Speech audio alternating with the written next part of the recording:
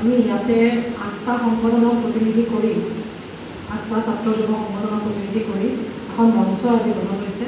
এই কথা আজি এই মঞ্চৰ পৰা আমি ক'ব বিচাৰিছোঁ যে ৰাজহুৱা শিক্ষানুষ্ঠান ৰক্ষা সেৱা সংস্কাৰৰ দাবীত আজি অসমৰ 8টাকৈ ছাত্ৰ যুৱ সংগঠনে লগ হৈ এক শিক্ষা অধিকাৰ সুৰক্ষা মঞ্চ অসম এই মঞ্চৰ আজি মঞ্চৰ জন্ম হৈছে। আৰু এই 8টাকৈ ছাত্ৰ সংগঠন যুৱ সংগঠন ক্ৰমে ছাত্ৰ মুক্তি সংগ্ৰাম সমিতি, আইসা, SFI, CYSS, DYFI, AIYF, ISO, জাতীয় যুৱ সমিতি, এই 8টা সংগঠনে লগ হৈ আজি এই মঞ্চৰ শিক্ষা অধিকাৰ সুৰক্ষা মঞ্চ এই মঞ্চৰ আজি গঠন হৈছে।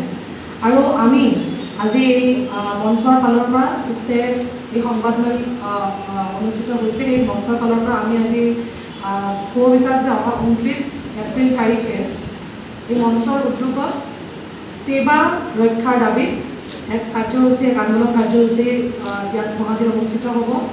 আমি এই মঞ্চৰ ফালৰ পৰা গণতন্ত্ৰ প্ৰেমী ৰাইজ তথা অসমৰ ৰাজহুৱা শিক্ষানুষ্ঠান ৰক্ষাৰ বাবে যিসকলে তেওঁলোকৰ সংগ্ৰাম অব্যাহত ৰাখিছে তেওঁলোকক আমাৰ এই কাৰ্যসূচীত অংশগ্ৰহণ কৰিবলৈ এই মঞ্চৰ পৰা আহ্বান জনাব বিচাৰিছোঁ। আপোনালোকে ইতিমধ্যে জ্ঞাত যে প্ৰশ্নকাকত ফাদিলৰ যি ঘটনা ইতিমধ্যে হৈ গৈছে, সেই ঘটনা লৈ পেলাই আমি বিজেপি চৰকাৰৰ ফালৰ পৰা কোনো ধৰণৰ আশ্বস্তমূলক কথা বা শিক্ষামন্ত্ৰী বা মুখ্যমন্ত্ৰীৰ ফালৰ পৰা কোনো ধৰণৰ আশ্বস্তমূলক কথা আমি শুনিবলৈ নাপালোঁ।